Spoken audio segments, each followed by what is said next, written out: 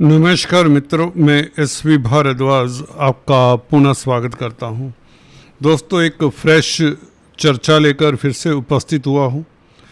देवगुरु बृहस्पति दोस्तों, चर्चा है कि आज 8 बजे 15 जुलाई है, अस्त होने जा रहे हैं।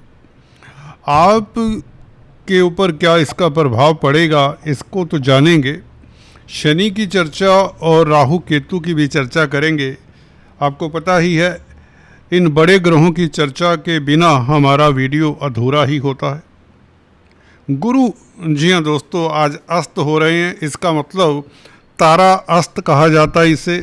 तो शादी ब्याह जैसे शुभ कार्य हम इस अवधि में नहीं करते, परंतु आपको कैसे प्रभावित करेंगे, मेन बात यह है कि आपके भाग्य स्थान के मालिक, आप कहेंगे भाग्य क्षीण हो जाएगा। जी नहीं, ऐसा कुछ नहीं होने वाला, क्योंकि गुरु उच्च के हैं, लगन में बैठे हैं, तो किस्मत वाले तो आप रहेंगे।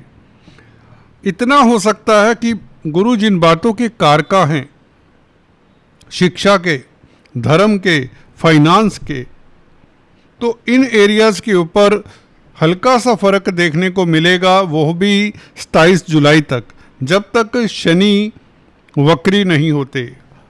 जी हाँ दोस्तों, इसके ऊपर अभी विवेचन करते हैं। शनि वक्री का क्या संबंध है गुरु के अस्त और उदय होने से। देखिए, शिक्षा के क्षेत्र में है तो आपको कोई चेंजेस नहीं करने चाहिए, जो कर रहे हैं करते रहें। फाइनेंस के क्षेत्र में, खासकर बैंक में कामकाज करते हैं, और आपको दोस्तों बता दें, आपकी अगर गुरु की महादशा अंतरदशा है तो कोई चेंजेस ना लाए 27 जुलाई तक, जब तक शनि वक्री नहीं होते। और ना ही धर्म के कार्यों में अगर आप संलिप्त हैं, किसी तरह के चेंजेस लाएं अपने कार्यशैली में, या किसी तरह का कोई एक्सपेंशन या कॉन्ट्रैक्शन कुछ मत करें। बस इतना, इससे ज़्यादा कोई प्रभाव नहीं है। बस इतना 10 दिन की बात है। 10 दिन इसलिए क्योंकि शनि वक्री हो जाएंगे। शनि क्या है?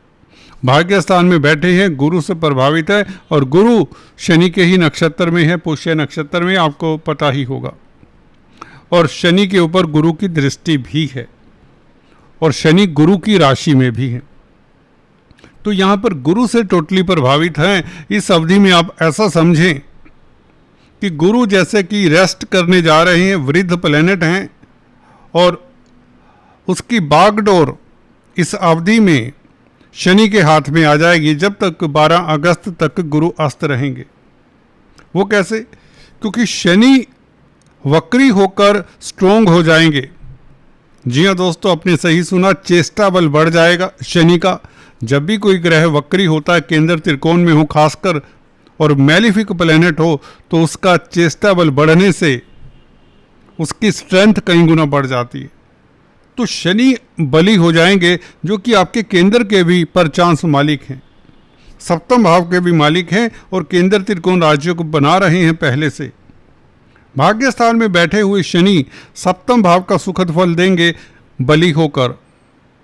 वो ये हो सकता है कि व्यापार में स्थितियां अनुकूल हो, दाम्पत्य जीवन आपका बेहतर हो, लव लाइफ आपकी बेहतर हो, डेली आमदन में वृद्धि हो, और यात्राओं के योग बनेंगे। खासकर देश में ही अगर यात्रा करना चाहते हैं, बिजनेस करते हैं, तो आपके लिए इस तरह की स्थिति बनेगी।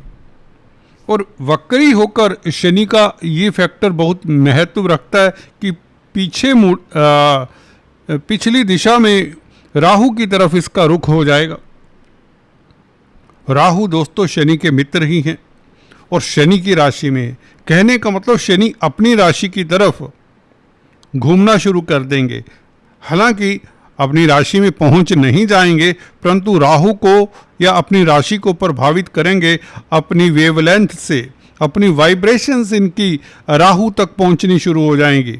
जैसे जैसे शनि ये है अष्टम भाव की तरफ मूव करते हैं, तो राहु इनकी जो वेवलेंथ होती है, जो इनकी वाइब्रेशंस हैं, जो हमारी धरा पर भी हर प्लेनेट की वाइब्रेशंस पहुंचती है, राहु भी तो कहीं ना कहीं शनि की वाइब्रेशन से प्रभावित होंगे, जो कि शनि राहु की ओर अग्रसर होते चले जाएंगे। कई बार होता है वक्री चाल जब ग्रह की होती तो वो दूसरे भाव में भी पहुंच जाता है। बुध ग्रह अक्सर इस तरह के करते हैं, जैसे कि आपने पीछे देखा होगा, बुध आगे पीछे अक्सर हो जाते हैं, दूसरे भाव में भी प्रवेश कर जाते हैं। परंतु शनि बृहस्पति जैसे ग्रह वक्री चाल में कम ही पिछले भाव में प्रवेश करते हैं, परंतु पिछले भाव को प्रभावित करेंगे। यहाँ पर राहु को प्रभावित करते हुए नजर आ रहे हैं। तो राहु क्या है? ये शनि का ही रूप है। कहते हैं ना शनिमत राहु, शनि के मित्र ही हैं। तो अष्टम भाव को प्रभावित करने का मतलब, अपने भाव को प्रभावित करने का मतलब कहीं ना कहीं अष्टम भाव को स्ट्रोंग करने का मतलब हो जाता है। अब राहु है तो कुछ भी पॉसिबल है। राहु अष्टम भाव में शनि का फल दें, अपनी राशि का फल दें, तो अष्टम भाव तो होता है अचानक होने वाली घटनाओं का, अचानक होने वाली लाभ है, जो लेगेसी से लाभ होने वाला, ये है अष्टम भाव। तो इस अवधि में क्योंकि शनि गुरु से प्रभावित हैं और शनि राहु को प्रभावित कर रहे हैं पीछे चलते हुए, तो आपको अचानक से लाभ के योग बनते हैं। लेगेसी से लाभ हो सकता है, कोई इंश्योरेंस का पैसा मिल सकता है, कोई एफडी मैच्योर हो सकती है, अचानक से धन आने के योग या कोई खुशखबरी मिल सकती है। जी हाँ दोस्तों, भाग्य स्थान में बैठा हुआ शनि जब स्ट्रोंग हो जाएगा तो भाग्य को भी प्रभावित करेगा। और सप्तम भाव के इंडिकेशंस, सप्तम भाव सिंगल्स की मैरिज के लिए भी ये एक अच्छा योग बना देता है। शनि का वक्री होकर राहु की तरफ जाना, अचानक से कोई आपके लिए बेहतर रिश्ता आ सकता है, बल्कि रिश्ता हो सकता है। जी हाँ दोस्तों, ये 12 अगस्त तक, परंतु बता दें आपको कोई शादी का एंगेजमेंट इत्यादि नहीं करना चाहिए। अनलेस कोई बड़ी मजबूरी हो तो आप विधि विधान से पूजा करके आप कर सकते हैं। हालांकि जब तारा अस्त हो तो ये वर्जित तो होता है कि शादी ब्याह नहीं रखे जाते, ना ही एंगेजमेंट करना चाहिए। मैं तो इस हद तक कहता हूँ अगर आप हिंदू हैं। एनीवेज, तो शनि का अष्टम भाव की तरफ जाना, राहु को अपनी वेव लेंथ में ले लेना, अपनी वाइब्रेशंस में ले लेना, ताकि राहु भी शनि का ही फल दे, मीन्स सप्तम भाव का भी फल दे राहु। तो सप्तम भाव व्यापार का भी होता है। अचानक व्यापार में कोई डील आपके हाथ में आ सकती है। और इतने में गुरु भी उदय हो जाएंगे दोस्तों 12 अगस्त को। शनि तो वक्री ही रहेंगे, शनि राहु की तरफ अग्रसर रहेंगे, परंतु भाग्य आपका फिर से चमकने लग जाएगा। यूं कहें, विदेश अगर जाना चाहते हैं, 9th हाउस के मालिक हैं और 9th हाउस को देख रहे हैं गुरु, तो लंबी यात्राओं के योग बनते हैं। अभी आपको लंबी यात्रा को अवॉइड करना चाहिए, खासकर विदेश यात्रा को। जी हाँ दोस्तों, गौर कर लीजिए, अगर आपका कोई प्रोग्राम है तो उसे आप थोड़े दिन के लिए पोस्टपोन कर दें तो बेहतर होगा, खासकर 12 अगस्त तक। एमएनसीज में कोई इंटरव्यू देना चाहते हैं तो आप 12 अगस्त के पश्चात दे सकते हैं। 10-15 दिन की बात है, कोई लंबी बात नहीं। और 27 जुलाई तक तो आप डेफिनेटली कुछ ना करें इस तरह का। जब शनि स्ट्रोंग हो जाएंगे, भाग्य भाव में बैठे हुए, जो कि गुरु से प्रभावित हैं और सप्तम भाव के मालिक हैं, तो कहीं ना कहीं 27 जुलाई से आप फिर भी जो भी चाहें कर सकते हैं। खासकर एमएनसी से संबंधित कोई कामकाज है, कोई कॉन्ट्रैक्ट साइन करना है, कोई लेन देन का कार्य करना है, तो 27 तारीख तक आपको रुकना चाहिए। अगर 12 तारीख तक नहीं रुक सकते, 12 अगस्त तक, क्योंकि फाइनेंस, पैसे का लेन देन अवॉइड करें। उसमें कई बार डिफरेंसेस ऑफ ओपिनियन होते हैं, कोई धोखा हो सकता है। बड़ा अमाउंट, खासकर जब आप ट्रांजैक्ट करते हैं लाखों करोड़ों में, कोई प्रॉपर्टी का सेल परचेज कर रहे हैं, तो इन दैट केस। परंतु गुरु, फिर से मैं कहूँगा, अपनी बागडोर शनि को थमा रहे हैं, बस सो रहे हैं। आप ऐसा समझे कुछ दिनों के लिए रेस्ट के लिए जा रहे हैं, वह भी 27 जुलाई तक।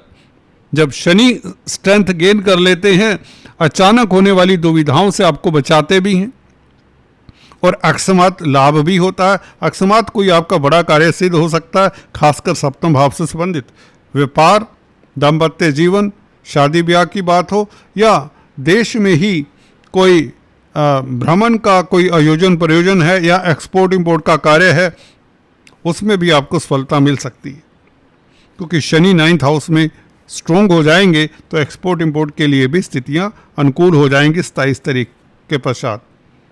हाँ, शिक्षा के क्षेत्र में आपको 27 तारीख तक कोई बड़ा कदम नहीं उठाना चाहिए और किसी पैसे का लेन देन बिल्कुल ना करें इस अवधि में। और अदरवाइज आपके लिए स्थितियां अनुकूल रहेंगी। 10 दिन की बात है, ओनली 10 डेज, जब शनि वक्री होते हैं आपकी स्थितियां बेहतर हो जाती हैं। हालांकि शनि कार्मिक ग्रह है, मैं अक्सर आपको बताता आया हूं, कर्मफल दाता हैं। ऐसी अवधि में कुछ पुराने कॉन्ट्रैक्ट, पुराने लोग, पुराने मित्र आपसे जरूर मिलेंगे। और कई बार होता है कि ये कार्मिक है भाग्य स्थान में, परंतु उनसे भाग्य भी आपका जाग सकता है। हाँ, अगर कहीं पार्टनरशिप में विवाद हुआ है पीछे, वो पार्टनर फिर से आपकी ज़िंदगी में आता है तो वह विवाद को आप ख़त्म कर सकते हैं, मौका भी देते हैं शनि। ये जरूरी नहीं कि वह आपको धोखा ही देगा, हमेशा ये नहीं होता।